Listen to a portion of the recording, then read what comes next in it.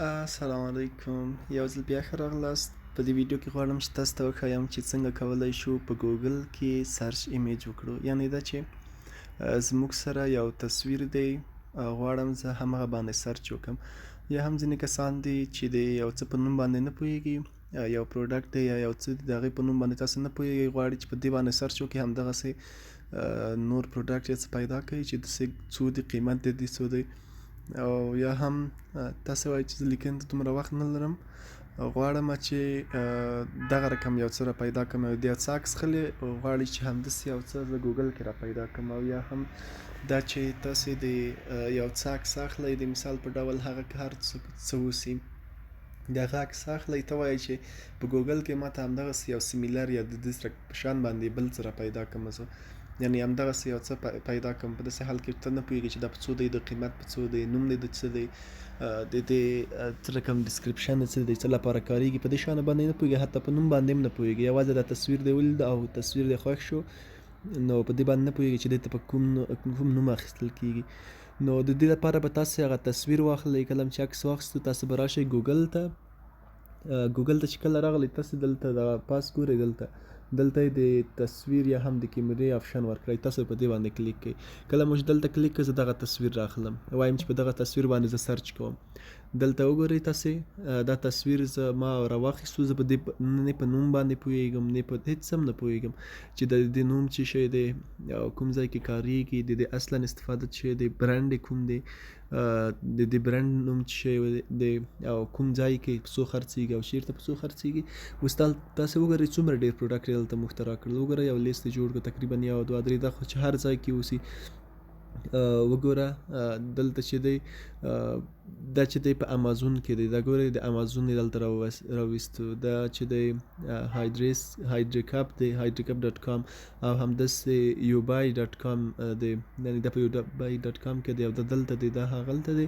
هغه ټول یې موږ څه دلته را پیدا کړل. تاسو دلته ګورئ، نو په هر یو باندې چې تاسو دلته کلیک کړئ، نو څنګه کېږي، دا تاسو ته راباسي. زه وایم چې دا ګورم چې په امازون کې دا څو دی، امازون دا دی، امازون باندې کلیک کوم چې دلته په امازون کې دا په څو خرڅېږي.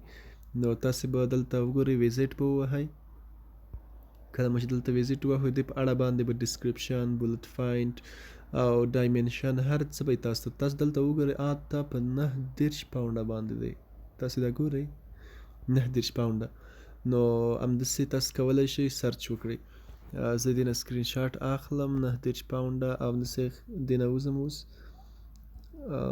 ښه شاته راځم، او دلته نور هم تاسو ته ښیي، وایي چې دلته د کوم هغې غواړئ تاسې کالر او کوم رنګ یې تاسې خوښېږي. نو همداسې په دې توګه تاسو کتلی شئ. زه وایم چې دا وګورم چې په یوبای ډاټ کام کې څو دی.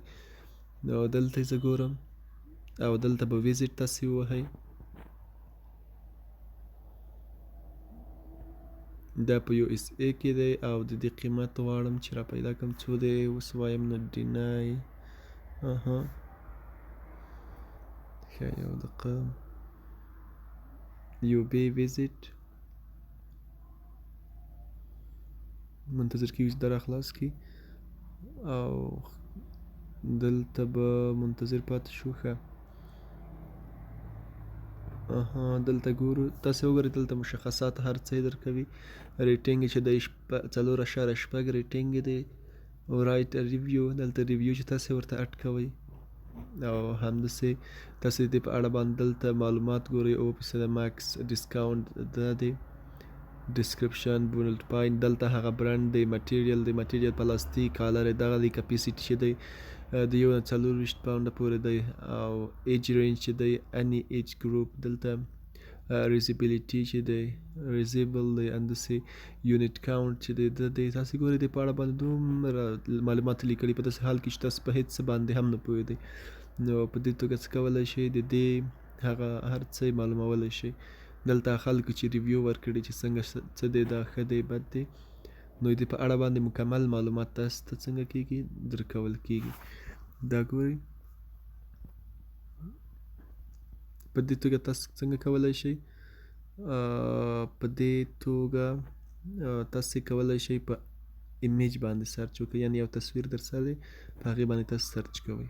په دې طریقه باندې.